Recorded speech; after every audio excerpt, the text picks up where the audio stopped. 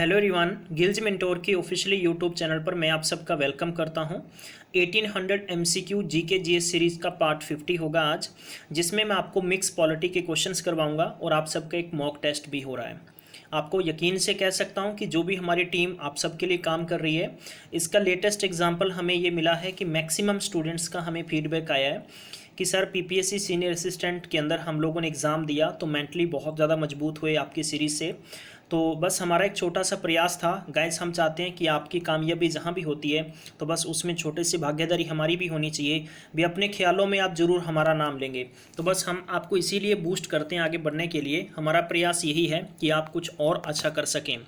ये जो आज का जो पर्टिकुलर सेशन है, ये चाहे प्रिंसिपल पोस्ट है, headmaster, BPO, senior assistant, Markfed के अंदर, ठीक है, Punjab and high court clerk paper, PSCB clerk exam, NTPC, FCA, इन सभी एग्जाम्स के पॉइंट ऑफ व्यू से बहुत इंपॉर्टेंट है, क्योंकि इन क्वेश्चंस का मैं आपको बहुत ही डायरेक्ट लिंक दिखाने वाला हूँ। क्योंकि कुछ क्वेश्चंस ऐसे थे कि जो आप सब ने देखा होगा, ये 1800 एमसीक्यू जीके सीरीज की सीरीज जिस भी कैंडिडेट ने अच्छे से कवर की थी, पॉलिटी के जितने भी क्वेश्चंस आपको सीनियर असिस्टेंट में आए थे 100% सारे कवर किए गए थे। बस हमारा प्रयास है कि हम आगे भी बढ़कर इसी प्रकार से काम करते रहेंगे और आगे आपके आने वाले पेपर में भी आपको बहुत ज़्यादा हेल्प मिलेगी। अगर आप चाहते हैं कि आप तक सबसे पहले सरकारी नौकरी की information regarding new job, syllabus और पेपर के संबंधित, इसके अलावा नई वैकेंसीज़ की update, free of cost classes की इन्फॉर्मेशन आप तक सबसे पहले अलर्ट पहुंचे, तो इसलिए इस चैनल को आज ही सब्सक्राइब कर लो। सब्सक्राइब करने के साथ में बेल आइकन को प्रेस करना बिल्कुल भी नहीं भूलें, क्योंकि जैसे आप बेल को प्रेस करेंगे तो आप तक हमारे लाइव सेशन के नोटिफिकेशन सबसे पहले आया करेंगे। गाइस, आपको बताना चाहूँगा कि मार्कफेड के संबंधित आप सबकी एक क्रैश कोर्सेज क्लासेस हमने 40 डेज़ का टाइम रखा है, जिसके लिए जो कि आपकी 5 अप्रैल से शुरू हो रही है। तो आप सब लोग देखना नहीं भूलें, अपने दोस्तों तक जरूर आगे शेयर कर दें। आप सबको करवाया जा रहा है, जिसका कोई भी आपसे चार्जेस नहीं लिया जाएगा। एज सुन एज पॉसिबल आप सबको जब भी हम मॉक सीरीज शुरू करेंगे, मॉक सीरीज़ की आपको पूरी जानकारी दी जाएगी। चलिए गाइस, आज की सीरीज का पहला क्वेश्चन आपको स्क्रीन पर दे रखा है। जो पर्टिकुलर जितने भी क्वेश्चंस हैं ये सारे के सारे इंग्लिश में, जिसमें मैं आपको हिंदी में समझाने की कोशिश करूंगा, ठीक है। भारत के किसी राज्य में विधान परिषद बनाई या समाप्त किसके कहने पर की जा सकती है? Legislative council in state in India में बी क्रिएटेड और अबॉलिश्ड बाय द, किसके द्वारा, किसके हुक्मानुसार? तो बहुत ही इंपॉर्टेंट ये चार ऑप्शन है, चारों आपको लगेंगे कि बिल्कुल सही है। पहला देखो, इसी प्रकार मैंने क्वेश्चंस क्यों रखे हैं। सीनियर असिस्टेंट के अंदर क्वेश्चन आया है कि हाई कोर्ट के जज को कौन अपॉइंट करता है, तो आप सबको ध्यान होगा कि प्रेसिडेंट की सिफारिश पर किया जाता है, प्रेसिडेंट उन्हें अपॉइंट करता है। अब हटा कौन सकता है, किसके पास पावर है? तो मैं आपको बताना चाहूँगा कि महाभियोग 2018 के अंदर कांग्रेस की सरकार, जो कि विरोधी पार्टी है हमारे संविधान पार्लियामेंट में थी 2018 के अंदर, अब तो इलेक्शंस हो रहे हैं, तो आपको बताना चाहूँगा कि जो सुप्रीम कोर्ट के चीफ जस्टिस थे, ठीक है, उन मिश्रा जी, उनके अगेंस्ट उन्होंने एक बिल दिया था। तो आप सबको ध्यान होगा कि संसद का भी बहुत बड़ा रोल होता है। तो इस चार ऑप्शनों में पहला ऑप्शन आपको दे रखा है कि राष्ट्रपति द्वारा राज्यपाल की सिफारिश पर, राइट। सबसे पहले तो क्वेश्चन यहाँ खड़ा होता है कि राज्य में जो स्टेट काउंसिल होती है, ये स्टेट में होती है। इसमें जो स्टेट में क्या होता है कि प्रेसिडेंट किन्हें अपॉइंट करता है? प्रेसिडेंट करता है, सेंट्रल गवर्नमेंट नेम देती है प्रेसिडेंट को, और प्रेसिडेंट गवर्नर को अपॉइंटमेंट करता है। गवर्नर जो अपना जवाबदेही होता है वो प्रेसिडेंट को होता है। ये बात आपको अच्छे से समझ लेनी होगी। इसलिए क्या पहला ऑप्शन सही है, president on the recommendations of the governor? Number 2 parliament, number 3 दे रखे parliament after the state legislative assembly passes a resolutions to that effect. Number 4 दे रखा है कि governor on a recommendations by the state cabinet. तो guys अपना answer comment box में देने की कोशिश करें, बहुत ही अच्छा लगेगा कि आप सब लोग अपना सही आंसर देंगे। तो आपको दोबारा से बता देता हूं कि राष्ट्रपति द्वारा राज्यपाल की सिफारिश पर पहला ऑप्शन, दूसरा क्या संसद के द्वारा दिया जा सकता है, नंबर तीसरा है कि राज्य विधानसभा के बाद संसद या उस आशय का प्रस्ताव पारित करती है, भी हाँ एक रेजोल्यूशन पास किया जाता है कि हाँ भी हटा देना चाहिए। इसके बाद में नंबर 4 पर दे रखा है कि राज्य जो मंत्रिमंडल है, ठीक है, जो मंत्रिमंडल स्टेट कैबिनेट है, उसके द्वारा जो गवर्नर को सिफारिश की जाती है तब। लेकिन ऐसा कुछ नहीं है, इसका सही ऑप्शन होगा ऑप्शन नंबर सी। ध्यान रखिएगा कि parliament after the state legislative assembly pass a resolution to the effect यानी राज्य विधानसभा के बाद संसद उस आशय का प्रस्ताव पारित करती है कि हाँ, स्टेट लेजिस्लेटिव असेंबली को क्रिएट किया जा सकता है या बनाया जा सकता है। इसका जो ब्यौरा है आप सबको ध्यान होगा कि आर्टिकल 169 में अबॉलिशन एंड और creation of A legislative council in state, ठीक है, not with standing anything in article 168 but maximum in the books you have A read the article 168 is not a correct answer. Once article 169 is a correct answer, right? Parliament may be law provide for the abolition of the legislative council of a state having such a council or for the creation of a such a council in a state having no such council. बहुत important question है, तो ये आपको याद रखना होगा। Question number 2 ले रहा हूं मैं आप सबके लिए। क्वेश्चन नंबर दूसरा दे रखा है, विच आपको पर्टिकुलर क्वेश्चन पूछा गया कि इनमें से कौन सी, पर्टिकुलर स्टेट के बारे में पूछा जा रहा है, राज्यों में किसके पास विधान परिषद है, लेजिस्लेटिव काउंसिल किन किन के पास है। बहुत ही इंपॉर्टेंट क्वेश्चन है, ये क्वेश्चंस आपको पेपर में आगे देखने को मिलेंगे, चाहे वो एनटीपीसी का एग्जाम भी क्यों नहीं दे रहे हैं आप। तो इसका सही आंसर होगा मेरे प्यारे बंधुओं, इसका ऑप्शन नंबर होगा C, Telangana is the correct answer. अब देखो यहाँ पर क्वेश्चन खड़ा होता है, मैं आपको बहुत ही इंपॉर्टेंट चीज़ बताता हूँ, किसी भी स्टेट की जितनी भी सीट्स हैं उसका 1/3, उसका कितना 1/3, 1/3 होता है वो किस में चला जाता है, लेजिस्लेटिव काउंसिल के अंदर। मैं रिपीट कर रहा हूँ, विधान परिषद और legislative council in the upper house in those states of India that have a, ठीक है, जो मैं कह सकता हूँ कि जिनका एक रिलेशन किससे होता है कि बाइकैमरल लेजिस्लेचर है, that number of legislative council should not exceed the 1/3 of total number of members of the legislative assembly। जो भी हमारे एमएलए चुन के जाते हैं उनका 1/3 पार्ट से ज़्यादा नहीं होना चाहिए, ठीक है, और 1/3 माफ़ करना 1/3 से कम नहीं होना चाहिए, but it should not be less than 40, ठीक है, 40 से कम नहीं होना चाहिए। ये चीज़ किसमें ब्यौरा दिया है, आर्टिकल 171 के अंदर। और ये सिर्फ और सिर्फ आपको पूछा जा सकता है, जो 36 हैं ये किस में है, J&K में। भाई J&K में क्यों है अगर हमारे संविधान में, क्योंकि J&K का संविधान ही अलग है, ठीक है, तो ये ध्यान रखना कि J&K assembly is created as per the J&K constitution and part 6 के अंदर ये चीज आपको mention, 6 part is not applicable to Jammu and Kashmir as of 2017। 7 states name रट्टा मार लीजिए। पहला स्टेट जिन जिन की क्या है प्यारे, लेजिस्लेटिव काउंसिल है। सबसे पहले आता है एपी, एपी का मतलब है आंध्र प्रदेश। नंबर 2 आता है बिहार, बिहार का मतलब बिहार, आपने याद रखना है। इसके बाद में अल्फाबेटिकली सभी के नेम बता रहा हूं मैं आपको ताकि आप अच्छे से प्लीज याद रखेंगे। इसके बाद में आता है J for Jammu and Kashmir, इसके बाद में आता है के फॉर कर्नाटका, फिर आता है M for Maharashtra, T for आता है तेलंगाना और अंत में आता है यू फॉर उत्तर प्रदेश। इनके पास क्या है, they have elected by local bodies, legislative assembly, governor and the graduate teachers. बहुत इंपॉर्टेंट क्वेश्चन था। नंबर 3 क्वेश्चन आपको स्क्रीन पर दे रखा है, बहुत ही अच्छा क्वेश्चन है, ये भी पेपर में रिपीट हो चुका है क्वेश्चन, ठीक है गाइस।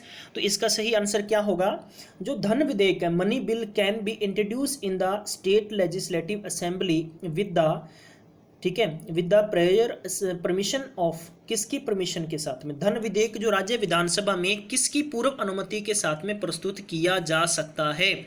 आप सबको ध्यान होगा कि जब सेंट्रल गवर्नमेंट के द्वारा कोई भी सरकार होती है हमारे संविधान के अंदर, जो एक मनी बिल पेश किया जाता है, तो आप सबको अच्छे से पता होगा कि मनी बिल से पहले अभिभाषण किसका होता है, गवर्नर प्रेसिडेंट का होता है।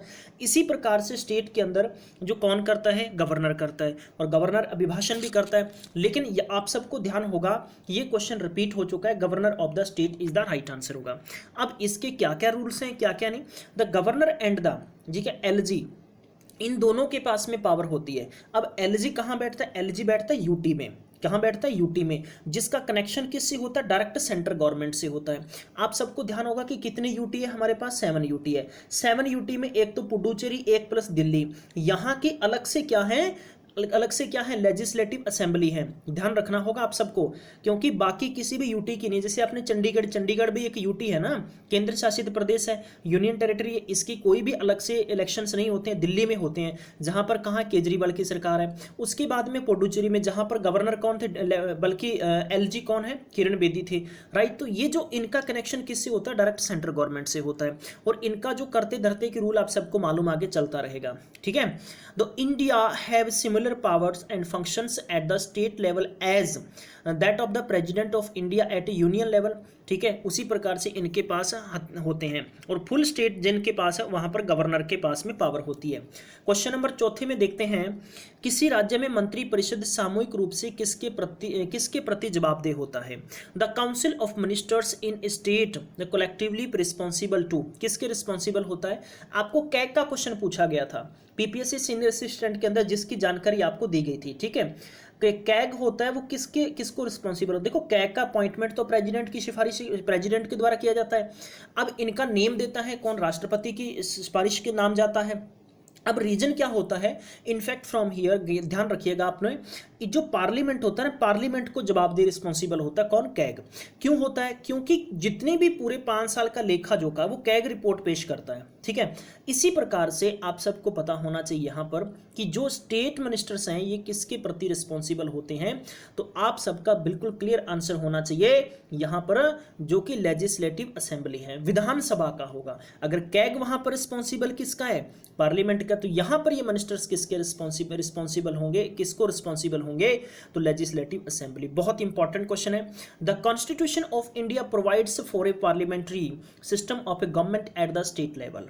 The governor acts as the constitutional and मैं कह सकता हूं कि नॉमिनल, जो एग्जीक्यूटिव होते हैं, हेड ऑफ द स्टेट्स होते हैं, ये वाले क्लियर।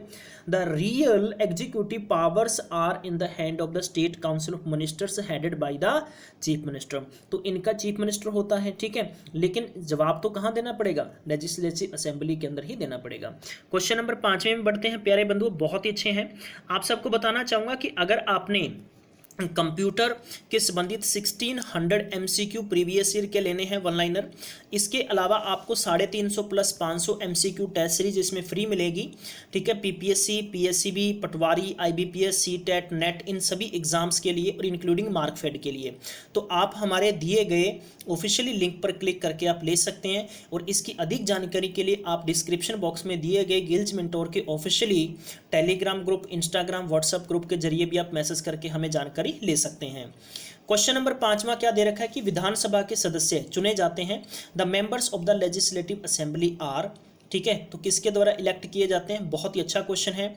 इनडायरेक्टली इलेक्टेड होते हैं, directly elected by the people होते हैं, या partly elected and the partly nominated by the governor. क्या इन्हें गवर्नर के द्वारा, मतलब क्या है कि डायरेक्टली इलेक्टेड मतलब अप्रत्यक्ष रूप से चुने जाते हैं, directly elected by the people मतलब लोगों के द्वारा चुने जाते हैं। और इसके बाद में थर्ड है कि जो मैं कह सकता हूं कि partly elected and the partly nominated by the governor, जो निर्वाचित या आंशिक रूप से क्या गवर्नर के द्वारा नॉमिनेट किए जाते हैं।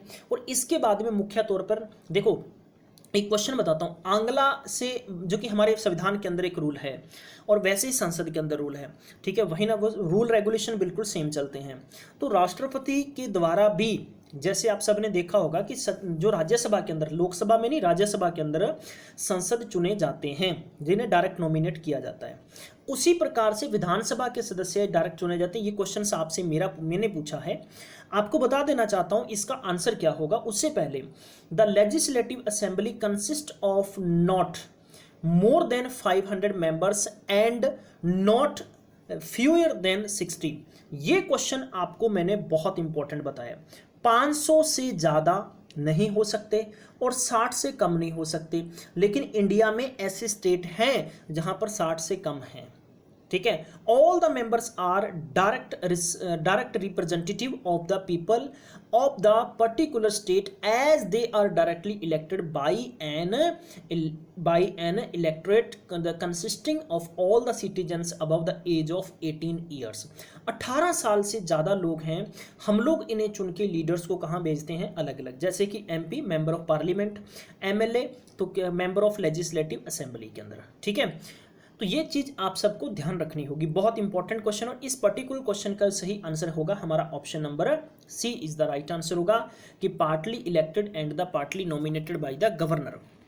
ठीक है, चलिए आगे बढ़ते हैं, क्वेश्चन नंबर नेक्स्ट पे चलते हैं। 6वां क्वेश्चन आप सबको क्या जानकारी देता है, बहुत इंपॉर्टेंट क्वेश्चन है। केंद्र की ओर से एक बवंडर के में एक चक्रवात की कोणीय गति है। द एंगुलर स्पीड ऑफ वायरलैंड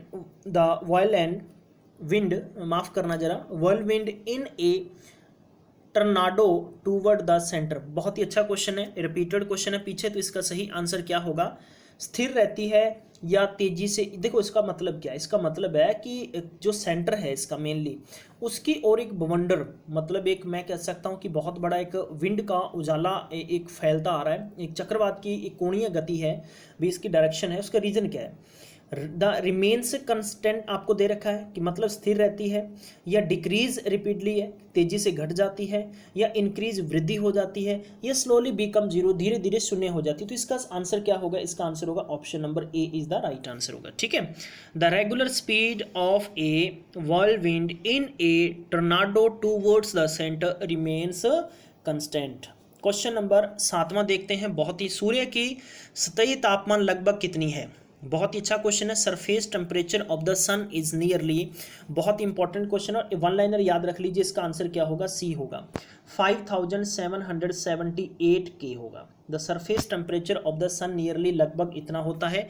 और ये क्वेश्चन आपको एसएससी में पूछा गया है, इसलिए मैंने आपके सामने क्वेश्चन रखा है। 8वें क्वेश्चन पे क्या है कि ऑप्टिकल फाइबर में प्रकाश उसके आकार के बिना निरपेक्ष रूप से यात्रा करता है, क्योंकि यह एक ऐसा उपकरण है कि जिसके द्वारा सिग्नल एक स्थान से दूसरे स्थान पर स्थानांतरित किए जा सकते हैं। तो यह सिद्धांत किस पर आधारित है, तो यह सिद्धांत प्रकाश की कुल आंतरिक प्रतिबिंब की तरफ होता है। The total internal reflection of A light का रीजन होता है। ठीक है, क्वेश्चन आप सबने समझ लिया होगा। अब light signals travel in the optical fibre cable, आप सबने देखा होगा, irrespective of its the shape, because it is a device by which signals can be transferred from one location to another location, right? It works on the principle of the total internal जो inflections होते हैं उनकी वजह से होता है। Question number 9 देखते हैं। मिक्स क्वेश्चन की सीरीज मैंने आप सबको बोली थी। ठीक है, अजीम प्रेमजी द्वारा प्राप्त सर्वोच्च नागरिक सम्मान है, highest civilian honour received by Azim Premji is, तो पद्म श्री, पद्म भूषण, पद्म विभूषण, भारत रत्न। तो इसका सही आंसर क्या होगा, option number C, Padma Vibhushan is the correct answer होगा। बहुत इंपॉर्टेंट क्वेश्चन है। ठीक है भाई, देखो अजीम प्रेम जी को अवार्ड दिया गया था, कब दिया गया था, ये क्वेश्चन पेपर में रिपीटेड क्वेश्चन है, 2011 में दिया गया था। ठीक है, पद्म भूषण, और इनको नॉमिनेट कब किया गया था, 2005 के अंदर इनको पद्म भूषण मिला था, और पद्म विभूषण 2011 में मिला है। ये क्वेश्चन था। ठीक है, आई होप आप सभी स्क्रीनशॉट ले लीजिएगा जो भी मैं आपको बता रहा हूँ। कॉपी पेन हमेशा ध्यान जेब में रखा करें। मैं आपको यकीन से कह सकता हूँ कि आज मेरे पास एक फ़ोन आया, और मैं बताता हूँ कि आप सबको रीज़न ये था कि किसी का नाम था, उनकी ज्वाइनिंग, बल्कि उनका सिलेक्शन हुआ है, गिल्ज मेंटोर से स्टडी की थी, और उनका कहना था कि सर मैंने बिल्कुल स्टडी छोड़ दी थी। तो मैंने कहा भी, उसके बाद में उनका खुद ये कहना था कि सर आप सबका जितना भी मटेरियल हम सब मैंने पढ़ा तो मुझे बहुत हेल्प मिली। और इवन की बताना चाहूँगा कि वेरका के अंदर तकरीबन उनके द्वारा बताना था भी 600 से ज़्यादा था चैलेंजिंग क्वेश्चन होते हैं ना, अब जो हम लोग ऑब्जेक्शन अप्लाई करते हैं भी, हाँ लगभग उसने 5 से ज़्यादा क्वेश्चन अप्लाई किए थे, और गिल्ज मेंटोर की वेबसाइट से चैलेंज दिया था। ठीक है, ऑब्जेक्शन दिया था किसको, वेरका डिपार्टमेंट को भी, हाँ ये क्वेश्चन से गलत है, तो वेरका को उसे एक्सेप्ट करना पड़ा था। तो बस हम लोग कोशिश कर रहे हैं आप सबके साथ मिलकर, प्लीज़ आप बस इसी प्रकार से आगे लाइक और शेयर करते रहा करें। क्वेश्चन नंबर 10वां क्या है कि photosynthesis takes place inside plant cell in, बहुत ही प्रकाश संश्लेषण में पौधे कोशिकाओं के अंदर होता है। एक ही लाइनर याद रख लीजिए क्वेश्चन, तो इसका मतलब क्लोरोप्लास्ट्स। ठीक है, ऑप्शन नंबर 2 बिल्कुल करेक्ट होगा। अब ये क्यों होता है, इसका रीजन में आप सबको साइंस क्लास के अंदर हम लोग देंगे। ठीक है, पर्टिकुलर बात आती है फोटोसिंथेसिस क्या है। क्लोरोप्लास्ट्स आर स्मॉल, जो मैं कह सकता हूँ कि ऑर्गेनेल्स हैं inside the cells of a plants and देखो पर्टिकुलर क्या होता है ना, ये जो जितने भी क्लोरोप्लास्ट्स हैं ये एक सेल्स हैं, कोशिकाएं हैं प्लांट्स की, इनसाइड होती हैं। ठीक है, they absorb lights to make sugar in a process called photosynthesis. The sugar can be stored in the form of a starch. तो तो ये क्वेश्चन पे पूछा गया है, जैसे इकोसिस्टम का आपसे डेफिनेशन पूछ ली थी। क्वेश्चन नंबर 11 है कि भारतीय राष्ट्रीय गीत किसके द्वारा लिखा गया था, ये भी क्वेश्चन रिपीटेड था। ठीक है, और ये जितने भी क्वेश्चंस थे मैंने 1800 एमसीक्यू की मैक्सिमम रिवीजन सीरीज को मैंने उठाकर करवाने की कोशिश कर रहा हूँ।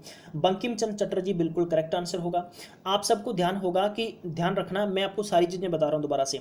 National song of India Vande Mataram क्या है, वंदे मातरम, आप सबको ध्यान होगा। मूवीज़ देखने जाते हैं तो मूवी शुरू होने से पहले क्या होता है ना कि वंदे मातरम आता है ना, आप सब लोग राष्ट्रीय गीत के लिए खड़े होते हैं, राष्ट्रीय गान, तो ये नेशनल सॉन्ग है हमारा। ठीक है, अब याद रखिएगा आप सबको क्या बताने वाला हूं कि it is a poem taken from the 1882 1882 में। कौन सा नॉवेल था भैया, आनंद मठ। कौन सा था, आनंद मठ। ठीक है, आनंद मठ से लिया गया था। किसने लिखा था, ये बंकिम चंद्र चटर्जी, जिन्हें हम बल्कि चट्टोपाध्याय भी कहते हैं। It was written in Bengali as well as in Sanskrit. तो ये भी पूछा जा सकता है कि शुरू में किस में लिखा गया था, बंगाली में और संस्कृत में। ठीक है, और इसका म्यूजिक कंपोज किसके द्वारा किया गया था, तो ये किया गया था जड्डूनाथ भट्टाचार्य। आपको याद रखना होगा। ठीक है, तो मैं आपको बता देता हूं कि जड्डूनाथ भट्टाचार्य के द्वारा इसका म्यूजिक दिया गया था। चलिए क्वेश्चन नंबर पढ़ते हैं अगला फटाफट से, स्क्रीन पर आपको दे रखा है। Chilka lake is located in, Chilka lake कहाँ पर है, तो आप सबको ध्यान होगा उड़ीसा के अंदर है। बहुत इंपॉर्टेंट क्वेश्चन है, बहुत इंपॉर्टेंट क्वेश्चन है। चिल्का लेक है, ठीक है, वो क्या है, कहाँ पर है, मैं आपको बताना चाहूँगा, उड़ीसा के अंदर है। ठीक है, ब्रैकिश वाटर लेगून, ठीक है, spread over the Puri and Khurda and इसके और भी इंफॉर्मेशन दे रहा हूँ आप सबको, डिस्ट्रिक्ट्स वगैरह। ठीक है, तो पर्टिकुलर आपको यहाँ पर क्वेश्चन क्या पूछा जा सकता है, आपको ये पूछा जा सकता है कि इसमें दो तीन चीज़ें ये पूछी जा सकती हैं कि जैसे कि एरिया पूछा जा सकता है, कवर इसका एरिया कितना है, तो इसका लगभग 1100 किलोमीटर स्क्वायर इसका एरिया कवर है। ठीक है, तो ये क्वेश्चन आपसे पूछा जा सकता है। 13वें क्वेश्चन की तरफ बढ़ते हैं। भारतीय राष्ट्रीय कैलेंडर कब अपनाया गया था, Indian national calendar was adopted in, तो ये ऑप्शन नंबर सी आपको याद रखना होगा, 1957 बिल्कुल करेक्ट होगा इसका आंसर। ठीक है, ये 22 मार्च का दिन था, 22 मार्च 1957 के अंदर ये किया था, जिसमें 365 दिन है। आगे बढ़ते हैं, क्वेश्चन नंबर देखते हैं 14वें में क्या जानकारी, गुरु शिखर किस राज्य में स्थित है, गुरु शिखर बताना चाहूँगा राजस्थान के अंदर है। बहुत इंपॉर्टेंट क्वेश्चन है, ऑप्शन नंबर ए होगा। गुरु शिखर राजस्थान के अंदर है, जिसकी आपको 2-3 क्वेश्चंस पूछे जा सकते हैं। Guru Shikhar peak in the, ठीक है, तो अब बताना चाहूँगा कि अरबुदा माउंटेन्स ऑफ राजस्थान है, is the highest point of the Aravalli range है। इट रेजेस एन ए वाले, लगभग इसकी जो मैं सीधी सी बात बताऊँ कि हाइट कितनी 1722 मीटर है। It is 15 kilometre from mount Abu, 15 kilometre उससे माउंट आबू से आगे है। ये आप सबको याद रखना। क्वेश्चन नंबर 15 की जानकारी जुटाने की कोशिश करते हैं। आगे क्या दे रखी है आपको जानकारी, स्टेट एम्बलम की बात हो रही है यहाँ पर।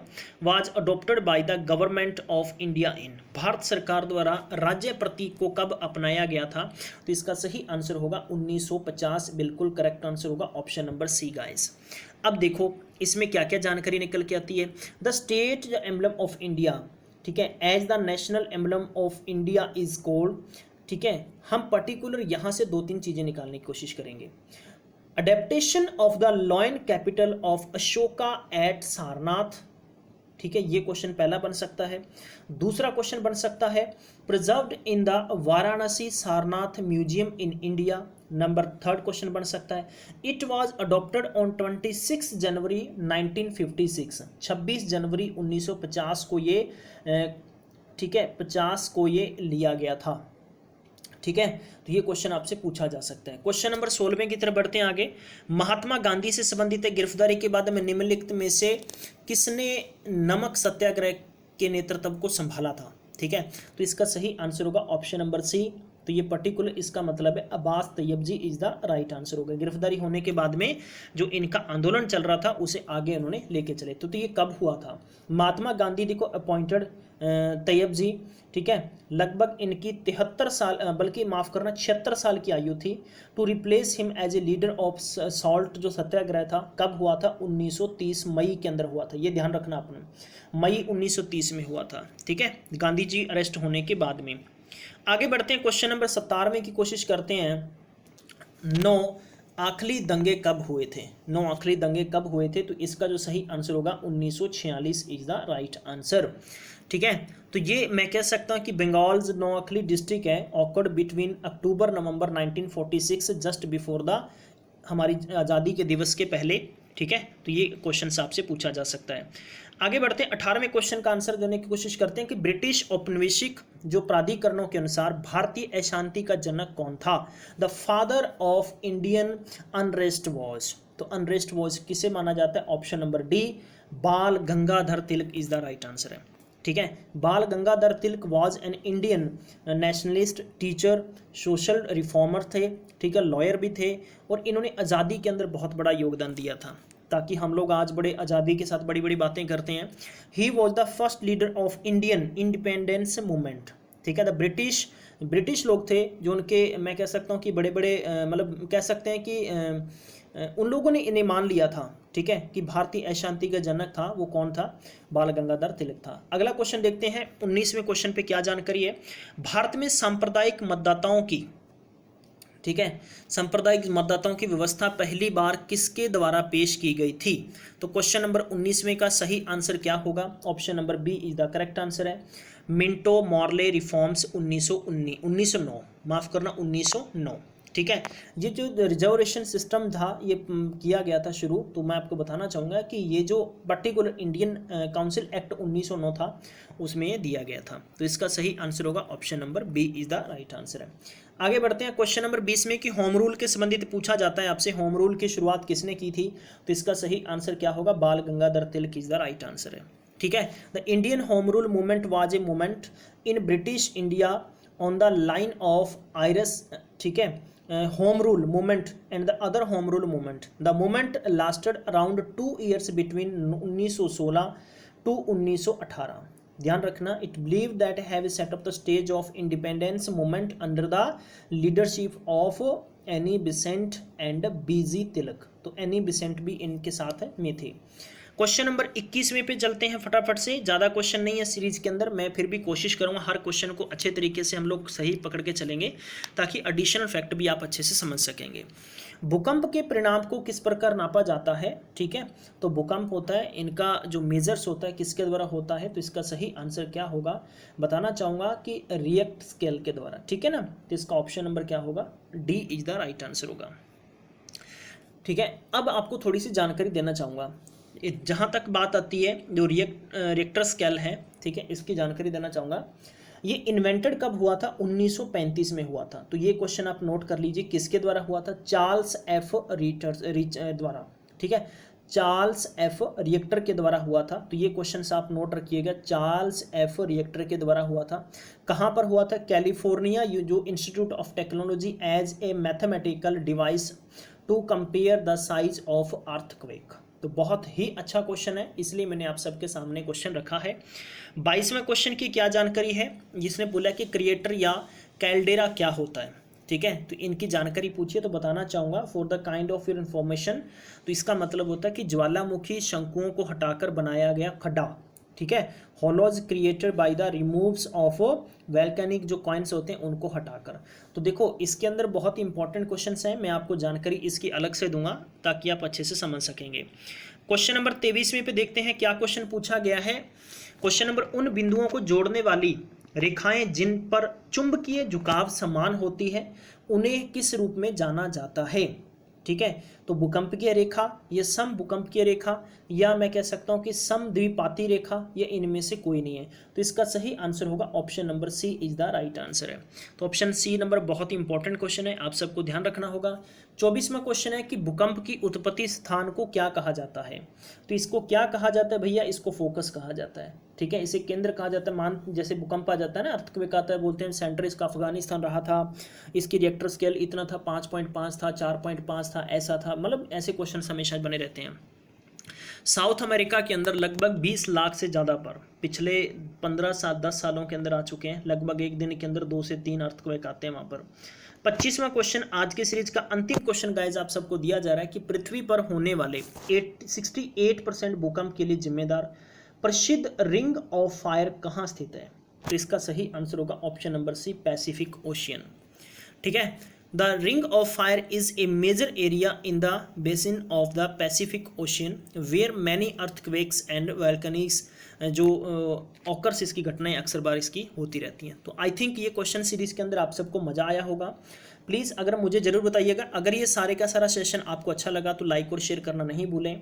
2 घंटे के बाद में आप सबको प्लीज़ हमारे इंस्टाग्राम, नीचे लिंक दे रखा है, Instagram, Telegram, WhatsApp, Telegram group को ज्वाइन कर लीजिए। वहाँ पर मैं आपको शेयर कर दूंगा 2 से 3 घंटे के बाद में, ताकि आप रिवीजन कर सकें। और इस सेशन को अपने दोस्तों तक शेयर करना बिल्कुल भी नहीं भूला करें। आप सब ने मुझे टाइम दिया, इसके लिए आप सबका शुक्रिया। Thank you so much. Have a nice day, take care, bye bye.